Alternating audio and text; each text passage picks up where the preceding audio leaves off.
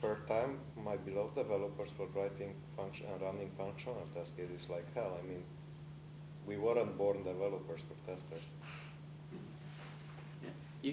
You've got a pair, and you've got to spread the skills out, right? So TDD is a good thing. You should be doing it constantly. So now that's not the full testing picture, but it's a lot. Well, but if you're not, right? Well, I would argue that in the way I define Agile, you do test-driven development. And so I'd argue if I run into a team that claims to be Agile, I'm going to ask them, show me your working tests. You don't have any? You're not Agile. You're a bunch of low-end hackers. Please stop using the term Agile. So as a community, we've got to get better at identifying, because it confuses the heck out of people when in these companies, because you do have these hack teams running around claiming to be Agile. And it makes the real Agilists look bad, because the traditionalist management, they don't know what they're looking at. They don't. So you got these teams that claim to be Agile. Oh, how do you know, right? And some people say, well, they should be conforming to the values. Okay, where in the values does it say you should be doing testing? I wouldn't go as much into TDD as saying that who's not doing TDD is not agile, but there's an exceptionally good chance that you're not, right? I remember in some cases it's impossible to do TDD. Like when? Like when, for example, it takes half an hour to execute one test case because of legacy environment and let's say stuff. You need to use a simulator that wherever you upload, you have to compile your program to install it on the simulator, to reboot the whole damn thing, and to use some external tool to send the messages and so on, and there is no unit testing tool. So for some of that, so if you've got like a long-running test, you mock stuff out so you look at it from 2 points of view.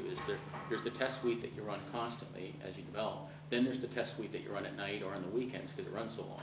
So if you have this real test that's a half an hour in length, I can't tolerate that. So I'm going to run that at night. What you're talking about sounds like a system integration test. Yeah. And TDD is not about system integration. But yeah. Well, no, but you have still to do these tests. You still should be if this is a real issue, you should still be running these tests in regression mode. Oh, we do, but it's not TDD. Okay, yeah, but the rest of the stuff should be TDD. You mean ATDD? I mean test first in general, not TDD in the classical way. Okay, yeah. The thing I look for is I want to see a full regression test suite that I can run and watch the test run. So if I don't see that, there's an exceptionally good test there's an exceptionally good chance they're not Agile. Actually, what I'm seeing nowadays is that these test suites have real value. Because if you look at them, that someone has been developing 200 or 2,900 test cases for one domain, that test case suite is really, really valuable to all the other people also. So it really makes a lot of sense and gives you a lot of value, additional value. I think it really is worth it. Well, if they're running it and and if they're good tests. Absolutely, yeah. But there are some of these very valuable test suites that are well sold. Yeah. I think the issue what you mentioned completely other way. I think if you stick to do TDD, then you move to a better architecture, a better software. So if you say, oh, this is a very complicated software and we cannot run tests, then the software stay very complicated and not layered I agree. So the most difficult part about TDD is to sell it to developers. Absolutely. How do you do that? I mean, I had Michael Feathers and Craig Larman working with them, and still the results are not, let's say, to say that we are at 50% or higher. Well, but do you have some developers that are doing it? Very few. Okay, so focus on less than 10. Okay, this is a previous project where we were using C++. Let's say after Mike Feathers was here, we are talking about something like 20%. Okay, so focus on them, get them doing the right thing, and then start bringing in one person at a time, pairing with them, right? So you've got to be pairing. you've got to be, you got to focus on the people that are willing to do it and willing to be disciplined and professional. Get them good, and then they will be doing noticeably better than the people who aren't doing it. And people start noticing these things, right? Now you're going to have some people that just refuse to do it. Okay, fine, that's their decision. Interesting career decision, but let them do it. That's okay. But the others are going to start saying, you know what? Those guys really are doing better. Maybe I should take this seriously. If we're speaking about organizational issues, my biggest personal resistance, and you might have completely different experience, is that most of the time the star developers are the ones who are opposing. I'm too smart. I don't need that many test cases. What do you mean?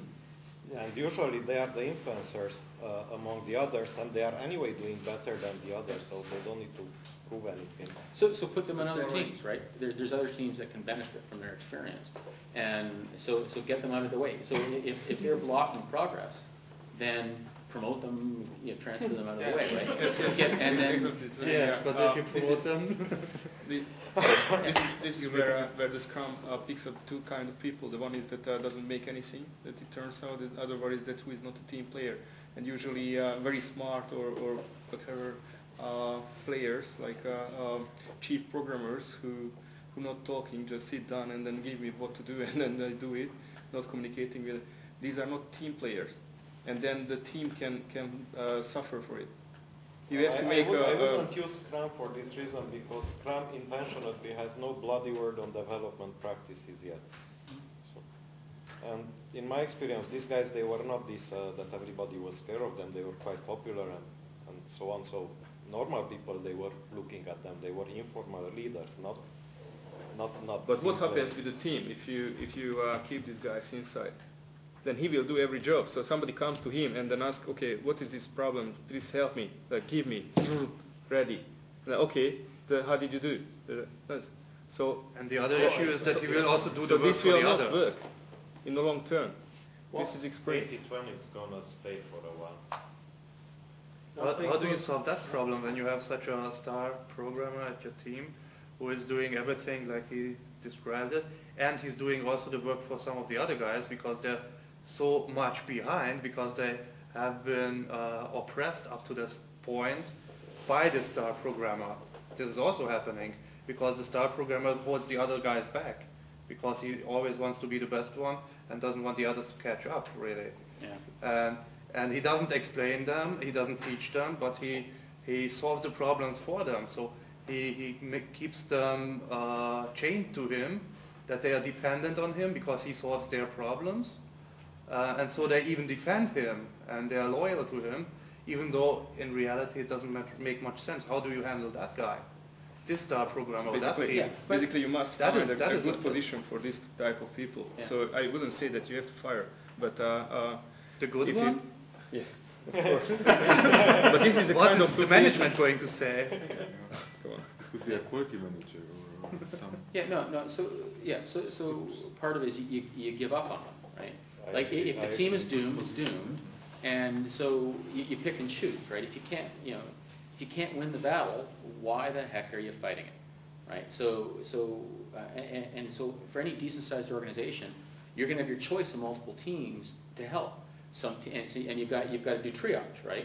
There'll be some teams that are just easy kills. Okay, you might as well do that. There'll be some teams that sort of middle of the road with a little bit of prodding, a little bit of effort, you can get them to become agile. There's some that just for their very nature are doomed, and until that person moves on or whatever, like until whatever problem that's blocking them ends, you'll never be able to help them. So don't invest your resources in that because it's going to be futile. Now, if they're the only, so then what will happen is then, so after a couple of years, there'll be peer pressure because the agile teams will be out